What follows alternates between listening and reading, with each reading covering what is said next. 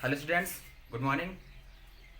पिछली क्लास में हमने अलैंगिक जनन के बारे में पढ़ा था, जिसका कुछ पार्ट छूट गया था।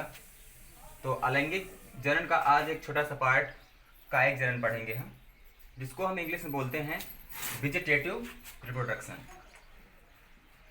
देखिए इसको, कायिक जनन को हम वर्धी जनन भी बोलते हैं। क्या बोलते हैं?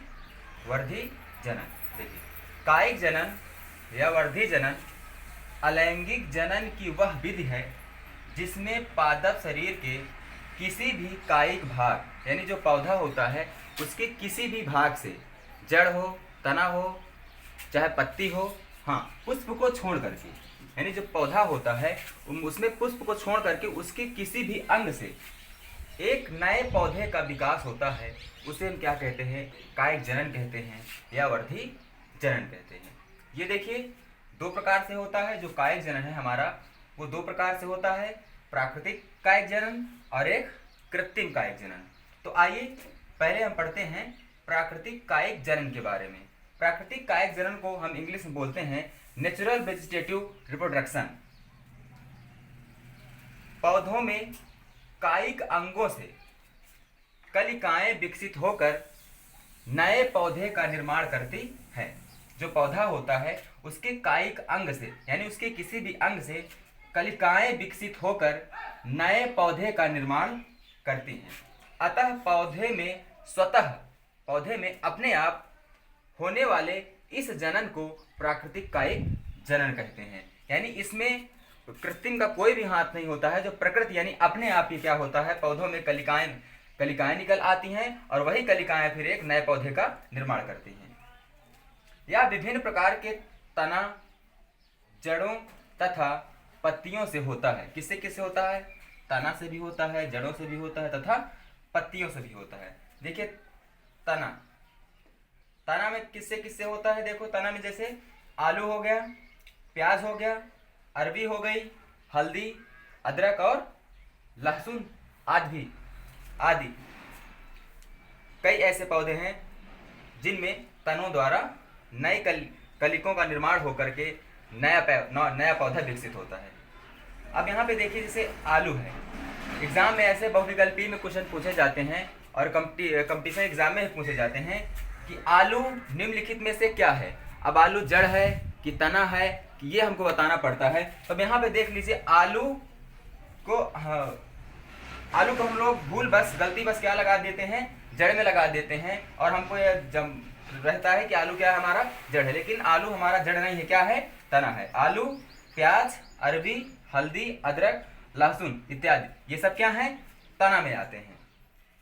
अब जैसे देखिए, आलू में कैसे एक नए पौधे का निर्माण होगा। ये देखिए, आलू है, आलू में ये जो आपको दिख रही हैं, ये इसकी आंखें हैं। इन्हीं में से एक नए कलिका का निर्माण होता है और फिर ये एक नया पौधा बन जाता है।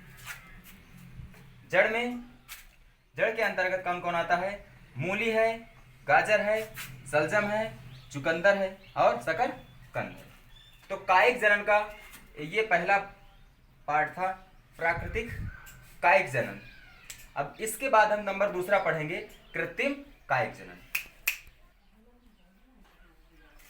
दूसरा नंबर है हमारा कृत्रिम कायिक जनन, जिसको हम इंग्लिश में बोलते हैं आर्टिफिशियल वेजिटेटिव रिप्रोडक्शन। इसमें देखिए, पौधों में इस प्रकार का जनन मनुष्य द्वारा स्वयं कराया जाता है। जो कृत्रिम कायिक जनन है, इस कृत्रिम कायिक जनन में ये जो जनन होता है मनुष्य द्वारा स्वयं कराया जाता है। अच्छी किस्म के पौधे प्राप्त करने के लिए पादप वैज्ञानिक कलम लगाना, दाब लगाना, खूंटी बांधना तथा रोपण करना, ऐसा करके एक पुराने पौधे से एक नए पौधे का निर्माण करवाते हैं। अब एक एक करके कटिंग, लेयरिंग, गूटी तथा ग्राफ्टिंग अच्छे से हम समझेंगे, जिसको हम कहते हैं कटिंग। आइए देखते हैं कटिंग। जो पौधे होते हैं, पौधों में कटिंग कैसे की जाती है। जो पुराने पौधे होते हैं उनकी जो शाखाएं होती हैं, जो विकसित हो चुकी हैं, उनमें से 20 से 30 सेंटीमीटर उनको 20 से 30 सेंटीमीटर काट करके उनको ज़मीन में गाड़ दिया जाता है।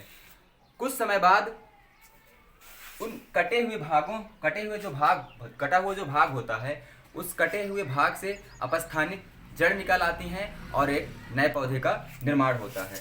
जैसे गुड़हल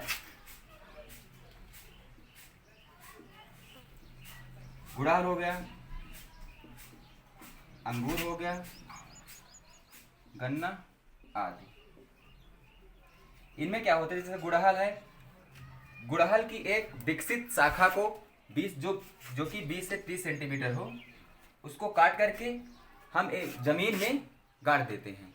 कुछ समय बाद हम देखेंगे कि उस कटे हुए भाग से अपस्थानिक जड़ें निकल आती हैं और वो जो हमारी शाखा होती है वो एक नए पौधे का निर्माण करती है। अब देखिए दाव लगाना, कलम लगाने होने कलम कैसे लगाया जाता है उसको पढ़ लिए। अब देखेंगे दाव लगाना।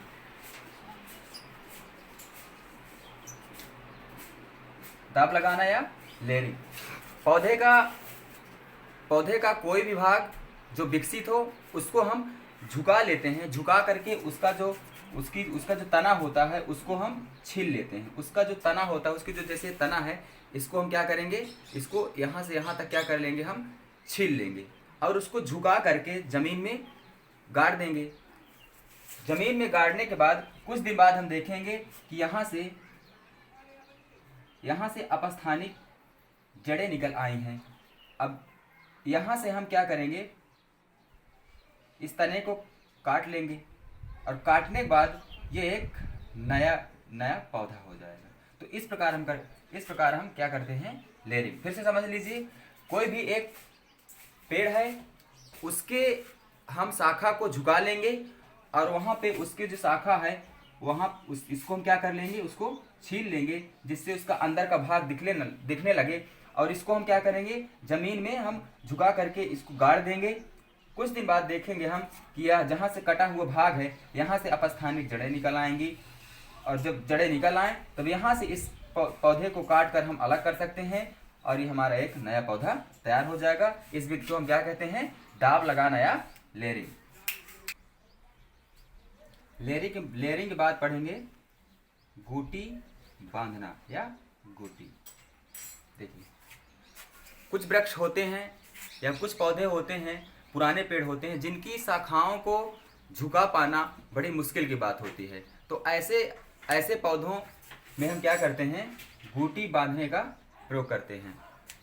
शाखाएं होती हैं, शाखाओं को हम छील लेते हैं और उन शाखाओं में हम एक मिट्टी लगा देते हैं। मिट्टी लगा करके, जैसे देखिए ये कोई वृक्ष है, उसकी ये शाखा है, तो इस तने को हम छील लेंगे, इसको छील लेंगे और छीलने के बाद यहाँ पे हम मिट्टी लगा देंगे। मिट्टी लगा करके इसको हम बांध देंगे। पन्नी या टेप के सहारे से इसको हम क्या कर देंगे, बांध देंगे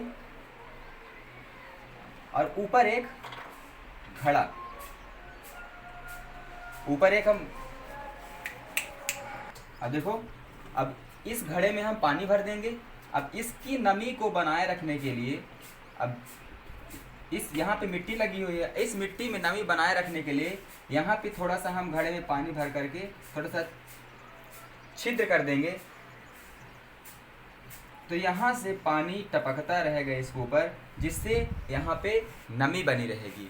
और कुछ समय बाद हम देखेंगे कि यहाँ से जड़ें विकसित हो जाएंगी और फिर हम इसको यहाँ से काट करके कहीं दूसरी जगह हम इसको लगा सकते हैं और इस प्रकार यह एक नया पौधा तैयार हो जाएगा। गूटी के बाद रोपण करना, जिसको हम इंग्लिश में बोलते हैं ग्राफ्टिंग। तो देखो, अब जानते हैं रोपण कैसे लगाया जाता है। रोपण विधि कैसे है। रोपण विधि में एक घटिया किस्म के तने में एक उत्तम प्रकृति की या अच्छे किस्म की एक शाखा को तिरछा काट करके उसमें जोड़ दिया जाता है जोड़ करके उसमें उसको डोरी से बांध दिया जाता है। उसमें कवक या जीवाणु प्रवेश न करें, इसलिए उसमें मोम का लेप लगा दिया जाता है। कुछ दिन बाद हम देखेंगे कि वो अच्छी तरह से तैयार हो गया है। एग्जाम्पल के तौर पे हम देखेंगे, जैसे कोई पौधा है, उसको हम वी आकार से उसके तने को काटेंगे। इसको एक अच्छी किस्म का बनाने के लिए एक नए किस्म के किसी भी पौधे को लेकर के वी काट करके ऐसे इसमें हम लगा देंगे और इसको फिर हम किसी डोरी से बांध देंगे। इसमें कोई कवक या जीवाणु प्रवेश न करे, इसलिए इसमें हम मोम का लेप लगा देंगे। कुछ दिन बाद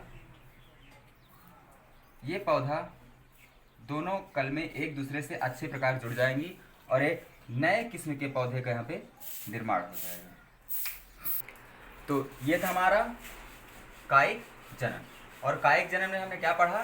प्राकृतिक कायिक जनन और कृत्रिम कायिक जनन। इसके अगले टॉपिक में अब हम पढ़ेंगे लैंगिक जनन, कैसे होता हमारा लैंगिक जनन, उसके बारे में हम अच्छे से पढ़ेंगे। इसमें अगर आपको कुछ समझ में ना आया हो तो आप कमेंट बॉक्स में पूछ सकते हैं। अगर वीडियो आपको अच्छा लगा हो तो like, share and subscribe. Thank you.